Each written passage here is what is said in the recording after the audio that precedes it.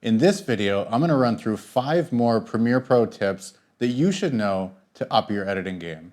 This is actually a follow-up video to a previous Premiere Pro tips and tricks video, which you can find up here, or up here. I don't know, it's up there somewhere. Let's hop into it. All right, so the first tip I have is a color grading, or I guess more accurately, a color correction tip that I use all the time in order to ensure that my skin tones in the shot look natural and correct. This is also the way that I correct the overall white balance in the shot if there's skin tones in it. Now, the thing about color correcting and color grading in general is that you never know what type of screen or monitor the person watching your videos is going to be using. So in order to ensure consistency across your videos, there are a couple tools that you can use in Premiere Pro that'll allow you to get a little more scientific with your color correction. One of the tools that's really helpful in Premiere Pro for color grading and color correction is something called the Lumetri scopes. And you can access it by going Windows, Lumetri scopes. I'm also going to open up my Lumetri color panel so that we can start working on the colors here. All right, so what's open here right now is something called the Vector Scope YUV. If you don't have it open already, you can right click anywhere on the screen and select the Vector Scope YUV. I'm going to do a future video where I actually go further in depth on the whole color grading process, but essentially this wheel represents all the colors in your image and where they lie on the color wheel. So you can see from this shot here, there's a lot of yellows, reds, oranges, a little bit of cyan from the computer monitors in the back, but not a lot of magenta, blue, or green. Why this is helpful to correct skin tones is that if you see this line here, in between yellow and red, that's actually the skin tone line. So when you're looking at trying to correct your skin tones, you want to make sure that those skin tones lie more or less exactly on this line here. So right now we're looking at the entire shot and where it falls within the color wheel. But if you want to see where just the skin tones lie, you can select the clip, go over to Effect Controls.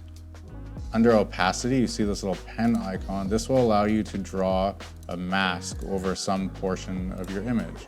In this case, I'm gonna draw a little section over my skin so I can just have the skin highlighted.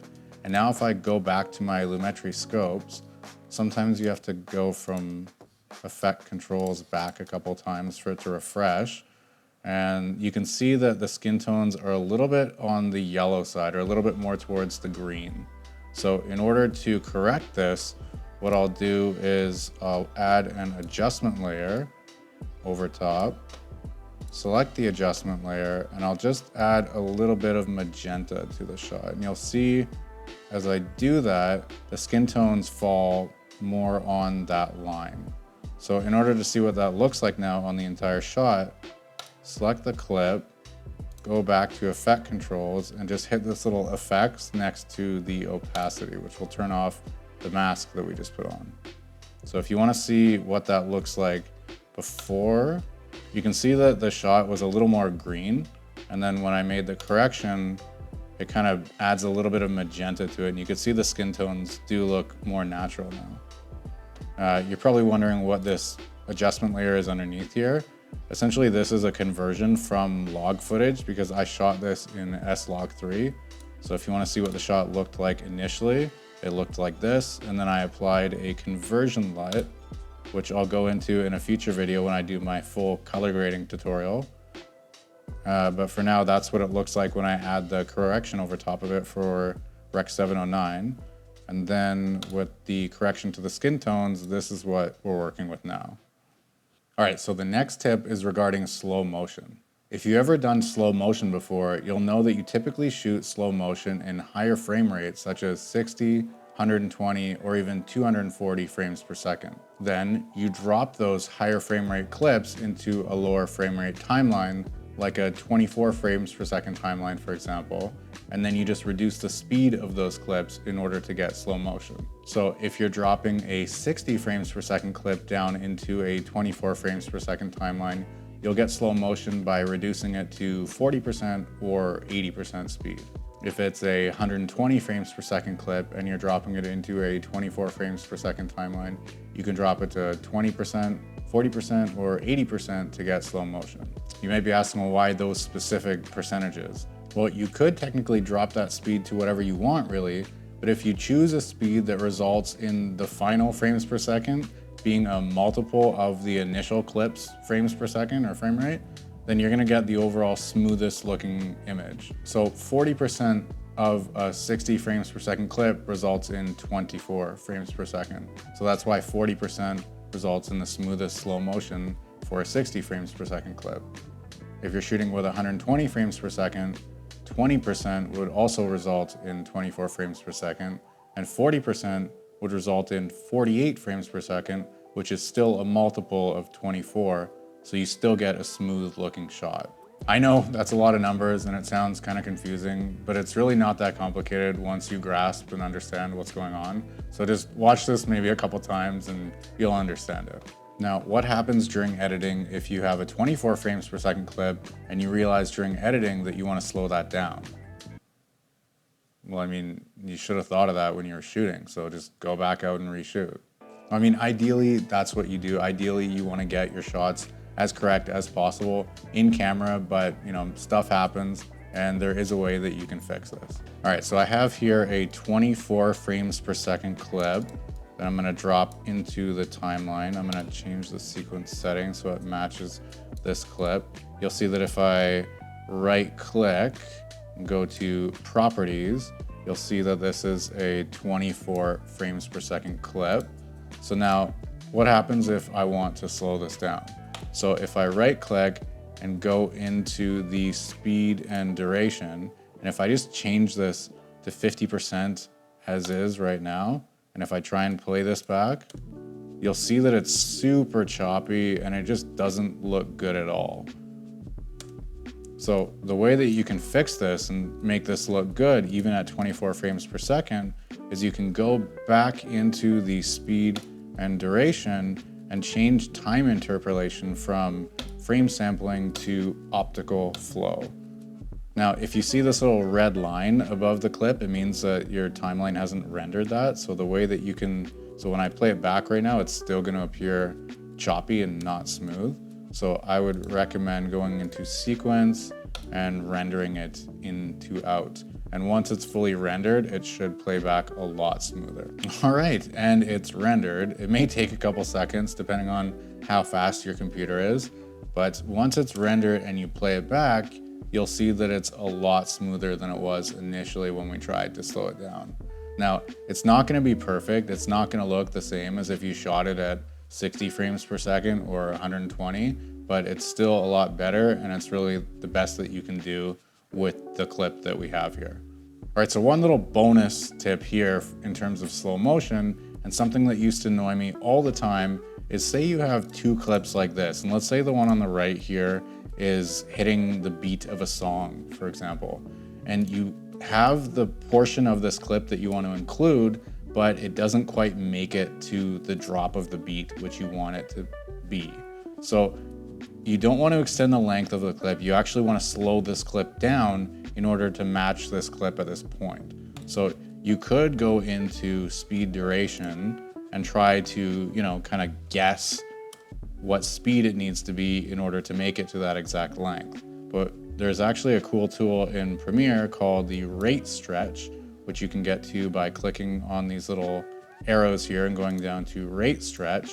And now, if you drag this clip out, it actually changes the speed of this clip in order to go to the length that you want it to. So if you go now into speed duration, you'll see that the length of the clip is 64.5%.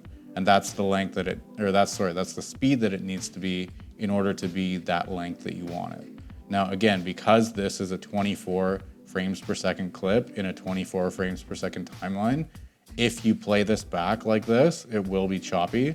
So we do want to go optical flow again and do the same thing we did before, render it out and play it back. All right, next up we have tracking motion. Let's say that you have a clip where you want to apply a color correction to, but only on a specific portion of that clip. So in this example here, let's say that we want to select this woman's toque and change it to green from orange. So let's open up our Lumetri color panel and let's add an adjustment layer over our clip here.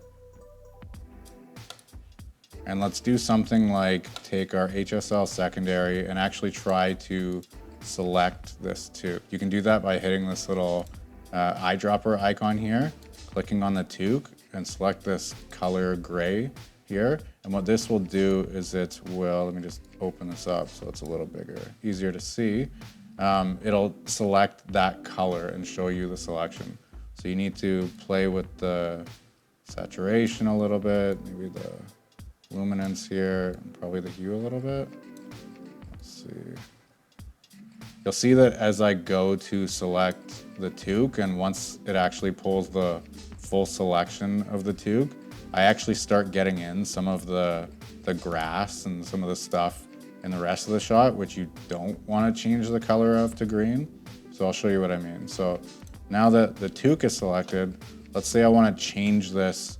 Let's say I want to change this to green or some other color. So I'm just gonna start playing around with this correction here and kind of pull it towards green.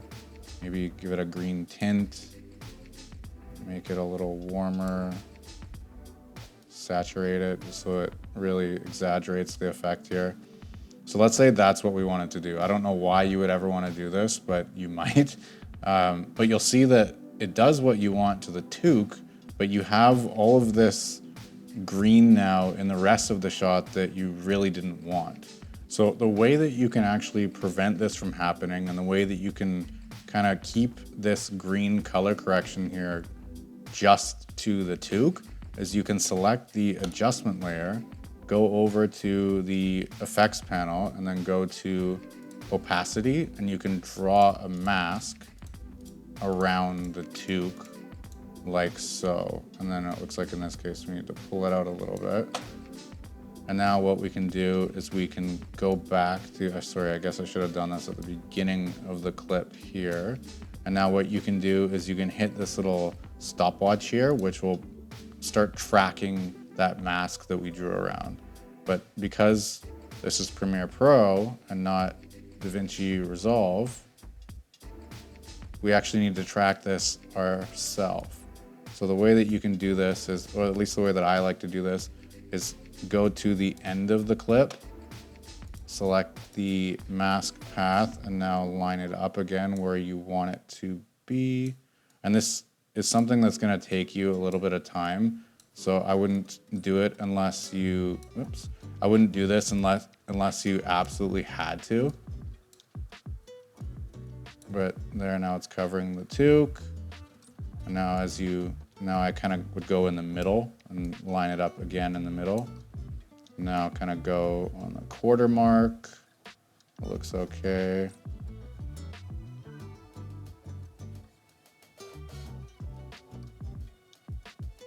That's not too bad. So now if you play it back, you'll see that the rest of the clip remains untouched, but the toque is still green. And this seems like it takes a lot of work and it's annoying, and it's because it is. There are tools that can do this for you, like DaVinci Resolve. So if this is something that you do on a regular basis, or you plan on doing on a regular basis, then it might be worthwhile looking into some of these other editors which make doing stuff like this a lot easier.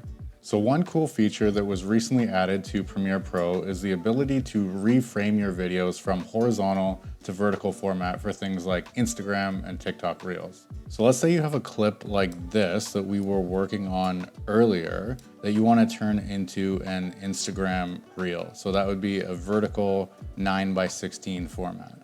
So you could go into the sequence settings and actually change this to be 9:16, and then go ahead and crop it and keyframe it and do all that stuff manually yourself. But you could just go over to where the sequence is in your project, go down to auto reframe sequence, and then change it to vertical 9:16.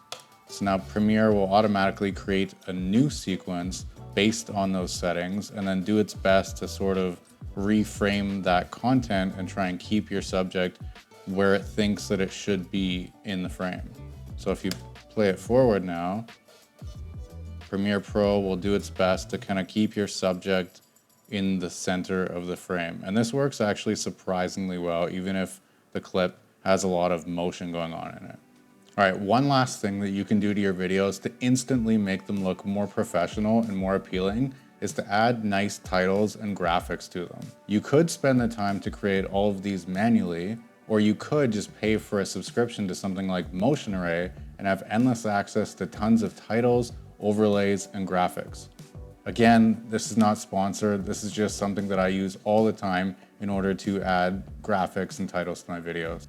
There are tons of assets to choose from titles to overlays to subscribe buttons, and you get access to all of them with a monthly subscription. There are lots of other options out there, but the two that I've tried out personally and can recommend are Motion Array and Envato Elements. So check them out and see the benefit for yourself. All right, guys, that's it for this video. I hope that you found it useful. If you did and you want to keep seeing content like this, then be sure to hit that subscribe button so you don't miss out on my next video. And I will see you in the next one.